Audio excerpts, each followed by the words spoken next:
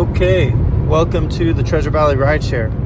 I am Jeremy, and welcome to another bad story. Well, this time I'm going to give you guys a cool story. Well, I wouldn't say cool, but I would say a little unusual, because not everybody runs into these type of people. So I get a ride for downtown, and it was probably around midnight, 1 in the morning, something like that. And I pull up, and it's this side street, and I pull into this parking lot, and I see these two girls as I'm parking. I see these two girls as I'm parking. They're in a car, and I'm like automatically thinking, okay, the ride is not for them because they have their own car. So I wasn't really sure who I was waiting on, and sure as shit, the two girls go from their car to my car, and I'm like, oh, that's kind of strange, but okay, hey, get in the car, let's go. And cool, no big deal. One of them was clearly been drinking, right? So we had 2 stops, and drop the one girl, Mary. Obviously every girl in here is named Mary, and so we dropped Mary off, the drunk one, and then the Lucy, we'll call her other friend Lucy. Lucy wasn't too drunk. I think, from what I remember, I think she had some drinks, but she wasn't too drunk. And so we dropped Mary off, and now it's just Lucy in the car. And Lucy goes, "Oh man." After we dropped Mary off, she goes, "Hey, thank you for picking us up." I was like, "Oh yeah, no problem. I don't mind." And she's like, "Well, I was trying to get my friend to not drive home." And I was like, "Oh, is that what I saw?" And she goes, "Yeah." She's like, "You saw my friend almost drive home drunk." And I'm like, "Oh shit." I'm like, "Hey, you know what? You are a good person for doing that, I'm sure everyone in the community would thank you. Maybe not at the time that they're drunk, but the next day they're thanking you." I said, "What happened? Why did what? Break it down for me. What happened?" She goes, "Well, we both ordered." She goes, "I ordered my Uber first, or Uber, Lyft. I don't remember what she had." She goes, "But I ordered my ride first." She's like, "And then I saw my friend try to get in the car and drive." So Lucy was like, "Hey, you should probably call for a ride." And Mary was like, "No, I'm fine. Like every drunk person's response, I'm fine.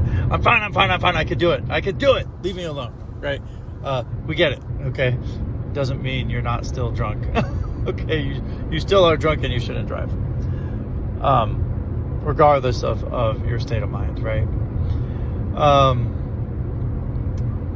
So Lucy is like, "Hey, I'm not going to leave you alone until you order some sort of ride to go home. Uber, Lyft, whatever." So Mary was like, "Fine, I'll order it."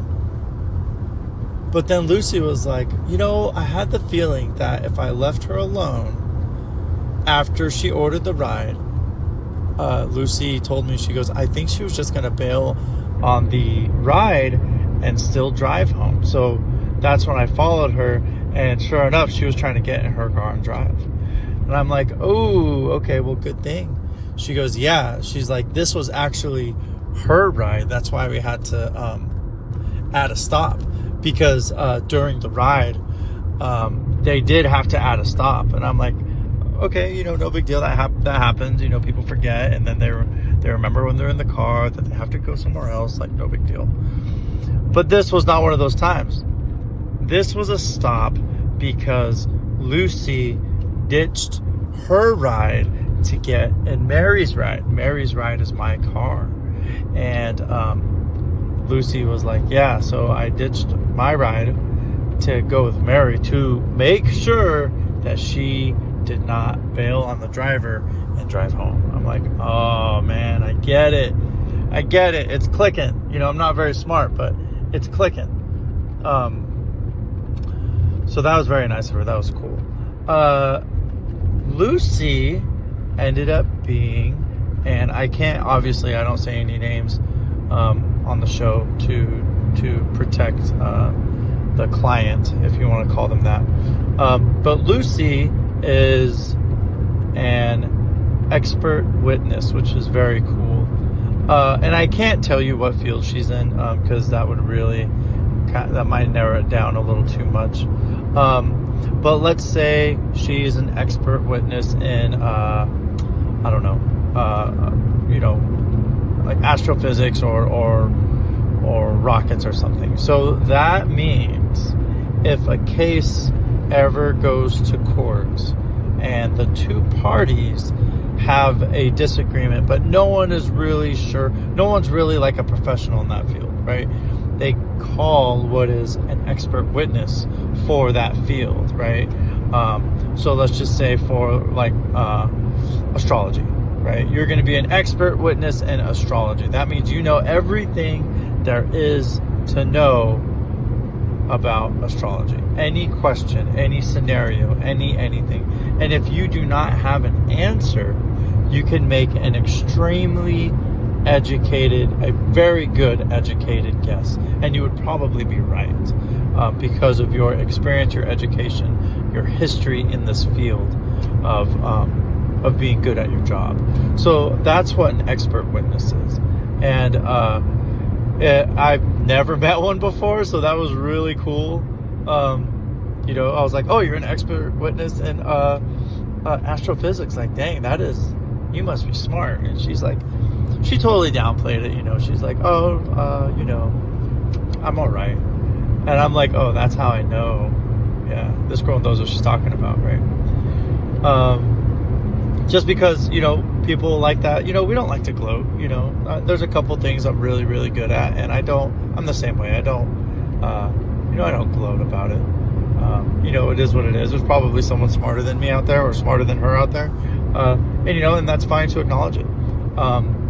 So that was a really cool interaction, and she goes, yeah, she's like, I get called to court, X amount of times per year, and it is what it is. I'm like, wow, okay, so they do exist. They do exist. For those of you out there who know what an expert witness is. So that was very cool. And kudos to Lucy for ensuring her friend did not drive home drunk. Sometimes you gotta do whatever it takes to make sure that person doesn't drive home. And Lucy did that. Even though Mary was like, I'm fine. You know what? There's just, you say that, but you're not fooling anyone, right? So good job, Lucy. Okay. And if you hear this, this story is definitely about you and your friend. Nothing bad. I thought this was a pretty cool story. So good job. And if you're just the average person listening, this is how you should be taking care of your friend, right? Kind of regardless of what the consequences are, right? Accepting what may come of it. They might fight you. Lucy didn't know that, but I bet you she was willing to accept it, because that would have been better than putting someone else's life at risk right behind the wheel. So sometimes, no matter, even if it's something you typically don't do, you got to do what you have to do to protect your friends and your family for that matter. So good job, Lucy. And anyway, like I said, this was going to be a pretty cool story. This was not going to be a bad one. I think I will do some good ones today. So I'm on the drive to Winnemucca right now, and I got a little bit of time. So stay tuned for another good story.